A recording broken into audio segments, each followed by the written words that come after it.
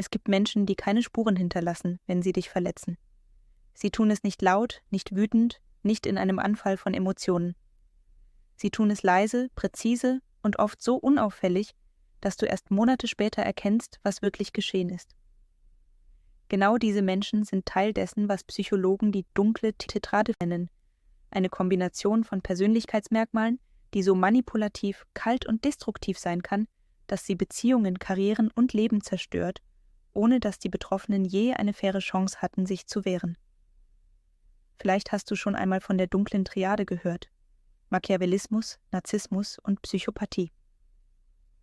3 Eigenschaften, die in der Forschung seit Jahrzehnten als besonders dunkel gelten, weil sie alle auf eine Schwäche zurückzuführen sind, die im Kern immer gleich ist: fehlende Empathie. Menschen mit diesen Persönlichkeitszügen sehen andere nicht als gleichwertige Individuen, sondern als Objekte, die benutzt, kontrolliert oder entfernt werden können, wenn sie im Weg stehen. Doch Forscher haben später entdeckt, dieses Modell war noch nicht vollständig. Eine 4. Eigenschaft fehlte: Sadismus. Die Fähigkeit, nicht nur den Schmerz anderer zu ignorieren, sondern aktiv Freude daran zu empfinden. Mit dieser Ergänzung wurde aus der dunklen Triade die dunkle Tetrade. Und genau diese Kombination macht sie so gefährlich. Denn es geht hier nicht um einfache Antipathie oder egoistisches Verhalten. Es geht um ein Muster, das so tief in der Persönlichkeit verankert ist, dass es kaum veränderbar ist.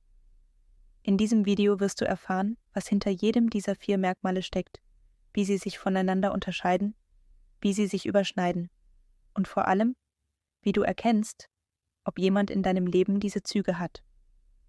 Denn das größte Risiko ist nicht, dass diese Menschen dich frontal angreifen.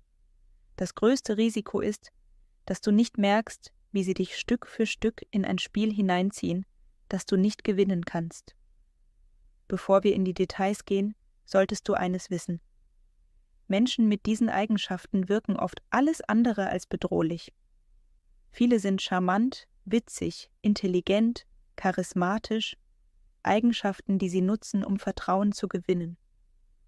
Aber genau das ist der erste Schritt in einer Strategie, die nur ein Ziel hat: Macht. Machiavellismus ist nach dem italienischen Politiker und Philosophen Niccolò Machiavelli benannt. Er schrieb im 16. Jahrhundert Ratgeber für Fürsten, in denen er erklärte, wie man Macht erhält und ausbaut, notfalls mit Täuschung, Manipulation und rücksichtslosen Entscheidungen. Seine Grundhaltung: Das Ziel rechtfertigt die Mittel. In der modernen Psychologie steht Machiavellismus für eine strategische, oft eiskalte Form der Manipulation.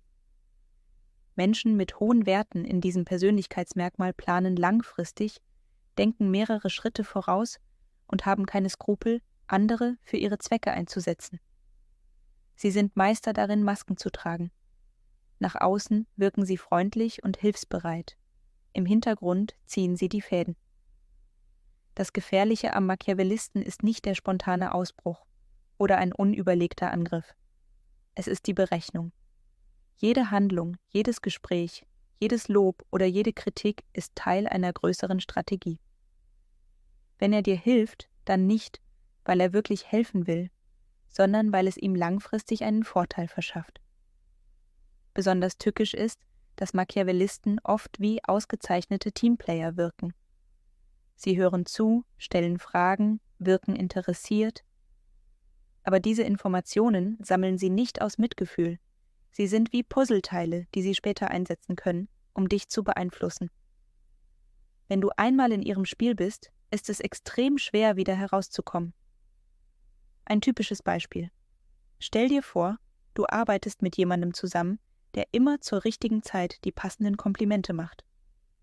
Er weiß genau, wie er dich motiviert und wann er dich verunsichern muss. Wochen oder Monate später merkst du, dass du unbewusst Entscheidungen triffst, die eigentlich nur ihm nutzen. Das ist kein Zufall, sondern Kalkül. Das vielleicht Erschreckendste: Viele Machiavellisten sehen ihre Manipulation nicht als unmoralisch an. Für sie ist es schlicht eine Form von Intelligenz, eine Fähigkeit, das Spiel des Lebens besser zu spielen als andere. Moralische Regeln sind für sie flexibel, abhängig davon, ob sie dem eigenen Ziel dienen oder nicht. Doch so raffiniert Machiavellisten sind, so klar unterscheidet sie ein Merkmal von den anderen Mitgliedern der dunklen Tetrade. Sie handeln strategisch und oft mit Geduld. Im Gegensatz zu Psychopathen, die impulsiv reagieren, ist der Machiavellist bereit, lange zu warten, wenn es seinem Plan dient. Und genau hier liegt der erste wichtige Punkt, den du dir merken solltest. Nicht jeder, der manipuliert, ist automatisch ein Psychopath. Aber jeder Machiavellist ist ein potenziell gefährlicher Spieler, vor allem wenn er noch andere dunkle Eigenschaften in sich vereint. Im nächsten Abschnitt schauen wir uns Narzissmus an, ein Merkmal, das oft harmlos wirkt, aber in Verbindung mit Machiavellismus eine explosive Mischung bildet. Narzissmus ist eines der bekanntesten Merkmale der dunklen Tetrade und gleichzeitig eines der am meisten missverstandenen. Viele denken dabei sofort an Selbstverliebtheit, an Menschen, die ständig in den Spiegel schauen oder Selfies posten. Aber das ist nur die Oberfläche. Der Kern des Narzissmus liegt in einem instabilen Selbstwertgefühl. Narzissten wirken nach außen oft selbstsicher, charismatisch, manchmal sogar bewundernswert. Doch hinter dieser Fassade steckt eine ständige innere Unsicherheit. Ihr Selbstwert hängt fast vollständig davon ab, wie sie von anderen gesehen werden. Sie brauchen Bewunderung wie andere Menschen, Luft zum Atmen. Komplimente, Anerkennung, öffentliche Bestätigung, all das ist für sie wie Treibstoff. Fällt dieser Treibstoff weg, geraten sie ins Wanken. Kritik, selbst wenn sie berechtigt ist, wird als persönlicher Angriff empfunden. Narzissten sind oft geschickt darin, sich in ein gutes Licht zu rücken. Sie suchen die Bühne, die Aufmerksamkeit, die Rollen, in denen sie glänzen können. Doch während sie im Rampenlicht stehen, fehlt ihnen die Fähigkeit, sich wirklich in andere hineinzuversetzen. Empathie, das echte Mitfühlen, ist für sie nur schwer zugänglich. Das bedeutet nicht, dass sie gar kein Mitgefühl empfinden können. Manche Narzissten zeigen durchaus eine Form von Empathie, aber oft nur, wenn es ihrem Selbstbild oder ihren Zielen dient. Sie können liebevoll wirken, solange sie dafür Anerkennung bekommen oder solange es ihr Image stärkt. Ein weiteres wichtiges Merkmal: Narzissten empfinden in vielen Situationen Scham. Nicht unbedingt Reue, weil sie jemanden verletzt haben, sondern Scham, weil andere ihr Fehlverhalten sehen könnten. Scham ist ein soziales Gefühl. Sie wollen um jeden Preis vermeiden, öffentlich schlecht dazustehen. Das macht sie in gewisser Weise berechenbar. Wenn ihr Image bedroht ist, werden sie alles tun, um es zu schützen. Das kann bedeuten, Kritik abzuwehren, die Geschichte zu verdrehen oder andere Menschen herabzusetzen, um selbst besser dazustehen. Besonders problematisch wird es, wenn Narzissmus mit Machiavellismus kombiniert wird. Dann treffen das strategische Kalkül und die manipulativen Fähigkeiten des Machiavellisten auf das tiefe Bedürfnis des Narzissten, im Mittelpunkt zu stehen. Das Ergebnis ist oft eine Person, die nicht nur ihre Umwelt kontrollieren will, sondern dabei auch noch den Anschein moralischer Überlegenheit wahrt. Doch so schwierig der Umgang mit Narzissten sein kann, sie unterscheiden sich deutlich von Psychopathen. Denn im Gegensatz zu diesen verspüren viele Narzissten zumindest eine Form von innerem Widerstand, wenn sie anderen schaden. Sie wollen nicht unbedingt als böse gelten, sie wollen bewundert werden. Und genau hier kommen wir zum vielleicht gefährlichsten Mitglied der dunklen Tetrade, dem Psychopathen. Anders als Narzissten verspüren sie weder Scham noch Schuld. Im nächsten Abschnitt wirst du erfahren, warum ihre emotionale Kälte sie zu den skrupellosesten Menschen machen kann, denen du je begegnest. Psychopathie ist der Teil der dunklen Tetrade, der wohl am meisten Angst einflößt. Und das aus gutem Grund. Psychopathen vereinen viele Eigenschaften von Narzissten und Machiavellisten, aber mit einem entscheidenden Unterschied. Ihnen fehlt jedes Gefühl von Schuld und Scham.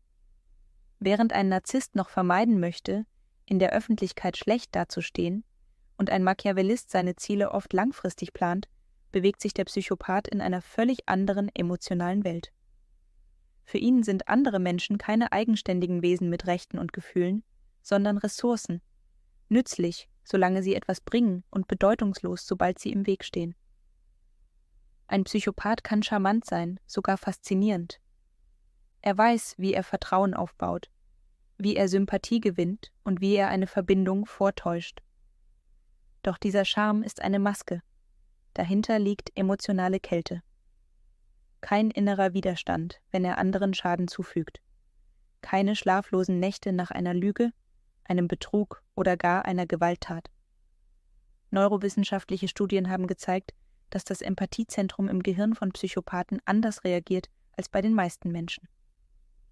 Wenn wir Leid sehen, wird in uns etwas ausgelöst. Ein unbehagliches Gefühl, das uns bremst, bevor wir Schaden anrichten. Bei Psychopathen fehlt diese automatische Reaktion. Sie können Empathie nachahmen, wenn es ihnen nützt, doch das ist nie echt und verschwindet schnell wieder. Ein weiteres zentrales Merkmal ist ihre Impulsivität. Psychopathen leben oft im Hier und Jetzt. Sie sind ständig auf der Suche nach Reizen, nach Nervenkitzel, nach Gelegenheiten, die ihnen sofortigen Gewinn bringen. Diese Mischung aus Risikobereitschaft und fehlender moralischer Bremse führt dazu, dass viele von ihnen immer wieder in Konflikt mit dem Gesetz geraten. Manche verbringen ihr Leben im Gefängnis, nicht unbedingt, weil sie besonders böse sind, sondern weil sie nicht anders können, als jeder Versuchung nachzugeben. Doch nicht alle Psychopathen sind Kriminelle im klassischen Sinne. Viele bewegen sich in Bereichen, in denen Rücksichtslosigkeit belohnt wird. In Machtpositionen, in der Wirtschaft, in der Politik oder im organisierten Verbrechen können sie erstaunlich erfolgreich sein. Sie tun Dinge, zu denen andere moralisch nicht fähig wären, und genau das verschafft ihnen oft einen Vorsprung. Der vielleicht beunruhigendste Aspekt ist ihre emotionale Stabilität in Extremsituationen. Stell dir vor, du wirst von der Polizei angehalten, dein Herz rast, du schwitzt, du suchst nervös nach einer Erklärung. Ein Psychopath bleibt in dieser Situation vollkommen ruhig, selbst wenn er gerade eine Straftat begangen hat. Diese Gelassenheit, kombiniert mit Überzeugungskraft, macht es schwer, ihnen auf die Schliche zu kommen. Psychopathen lernen schnell, wie sie Schwächen ausnutzen können. Sie sind Meister darin, Menschen zu lesen, nicht um ihnen zu helfen, sondern um sie zu kontrollieren. Wenn du ihre Aufmerksamkeit erregst, dann meist aus einem Grund. Weil du etwas hast, das sie wollen. Doch so furchteinflößend das alles klingt, es gibt noch eine weitere dunkle Facette, die Psychopathen, Narzissten und Machiavellisten in den Schatten stellt. Den Sadismus. Wenn du wissen willst, wie diese Neigung funktioniert und warum sie das dunkelste Element der Tetrade ist, solltest du unbedingt dranbleiben. Sadismus ist das Element der dunklen Tetrade, das selbst viele Psychologen noch einmal innehalten lässt. Denn während Narzissten Bestätigung suchen, Machiavellisten berechnend manipulieren und Psychopathen ohne Mitgefühl handeln, geht es beim Sadismus um etwas, das noch verstörender ist. Freude am Leid anderer. Ein Sadist empfindet nicht nur Gleichgültigkeit gegenüber dem Schmerz, den er verursacht. Er sucht diesen Schmerz gezielt. Er empfindet Genugtuung, wenn er sieht, wie ein anderer leidet. Für Außenstehende ist das oft unbegreiflich, weil es gegen jede soziale und moralische Norm verstößt. Diese Freude am Leid zeigt sich nicht immer in offensichtlicher Gewalt. Sie kann subtil und sozial akzeptiert auftreten. Manche finden Genugtuung darin, andere zu demütigen, bloßzustellen oder zu erniedrigen, und das oft in einem Umfeld, in dem sie dafür sogar noch Bestätigung erhalten. Ein klassisches Beispiel: gewalttätige Sportarten, in denen nicht nur der Sieg zählt, sondern der körperliche Zusammenbruch des Gegners bejubelt wird. Das Publikum tobt, wenn ein Kämpfer den anderen dominiert. Der Applaus wird noch lauter, wenn der Gegner taumelt, blutet oder am Boden liegt. Doch sobald der Moment eintritt, in dem der Schaden unumkehrbar wirkt, tritt oft Stille ein. Das zeigt, wie nah Faszination und Abscheu beieinander liegen können. Sadismus findet sich aber nicht nur in Sportarenen. Er lebt in digitaler Form in Videospielen, in denen Gewalt und Zerstörung nicht nur erlaubt, sondern belohnt werden. In virtuellen Welten kann man Gegner foltern, unschuldige Figuren quälen oder ganze Städte zerstören, und das oft ohne Konsequenzen. Für viele ist es nur ein Spiel, doch bei manchen zeigt sich hier ein tiefer liegendes Muster. Die Lust daran, Macht über andere auszuüben und das Vergnügen, Grenzen zu überschreiten. Besonders interessant und beunruhigend ist, dass sadistische Neigungen in unterschiedlichen Intensitäten bei sehr vielen Menschen vorkommen können. Die Forschung spricht hier von einer dunklen Freude, die sich zeigt, wenn Menschen die Gelegenheit haben, Schaden zuzufügen, ohne dafür bestraft zu werden. Das kann so harmlos wirken wie schadenfrohes Lachen, wenn jemand stolpert, oder so extrem wie gezielte Grausamkeit. Was Sadisten gefährlich macht, ist die Kombination aus Empathiemangel und dem aktiven Streben nach Situationen, in denen sie Leid verursachen können. Anders als Psychopathen, die oft auf unmittelbare Vorteile aus sind, kann ein Sadist Situationen allein deshalb herbeiführen, um zu sehen, wie ein anderer zerbricht. In der dunklen Tetrade ist der Sadismus deshalb die Komponente, die die anderen Eigenschaften auf ein neues Level der Gefährlichkeit hebt. Denn ein Sadist mit den strategischen Fähigkeiten eines Machiavellisten, der sozialen Maske eines Narzissten und der emotionalen Kälte eines Psychopathen, das ist eine Kombination, die kaum zu durchschauen und noch schwerer zu stoppen ist. Wenn du verstanden hast, wie diese 4 Persönlichkeitszüge zusammenwirken, kannst du Menschen, die in deinem Leben Schaden anrichten könnten, viel schneller erkennen. Und noch wichtiger, du kannst lernen, dich zu schützen, bevor du in ihre Spiele hineingezogen wirst. Bleib also bis zum Ende dran, denn gleich bekommst du einen klaren Überblick, wie die dunkle Tetrade zusammenspielt und warum das Wissen darüber deine stärkste Verteidigung ist. Wenn wir die dunkle Tetrade als Ganzes betrachten, dann sehen wir ein komplexes Zusammenspiel von Eigenschaften, die auf den ersten Blick nicht immer klar zu erkennen sind. Narzissten wollen Bewunderung und Bestätigung. Machiavellisten planen langfristig und manipulieren strategisch. Psychopathen handeln ohne Schuld und ohne Angst vor Konsequenzen. Und Sadisten finden Freude im Schmerz anderer. Jede dieser Eigenschaften für sich kann problematisch sein, doch die wahre Gefahr entsteht, wenn mehrere davon in einer Person zusammentreffen. Dann hast du es mit Menschen zu tun, die nicht nur skrupellos handeln, sondern auch genau wissen, wie sie dich manipulieren, verletzen oder kontrollieren können, und die es womöglich sogar genießen. Wichtig ist, dass diese Persönlichkeitszüge oft hinter einer Fassade verborgen bleiben. Du erkennst sie nicht an einem einzelnen Vorfall, sondern an wiederkehrenden Mustern. Deshalb lohnt es sich, auf bestimmte Warnsignale zu achten. Menschen, die ständig andere herabsetzen, nur dann nett sind, wenn es ihnen nützt, keine Verantwortung übernehmen, wenn sie Schaden anrichten oder deren Witze oft auf Kosten anderer gehen.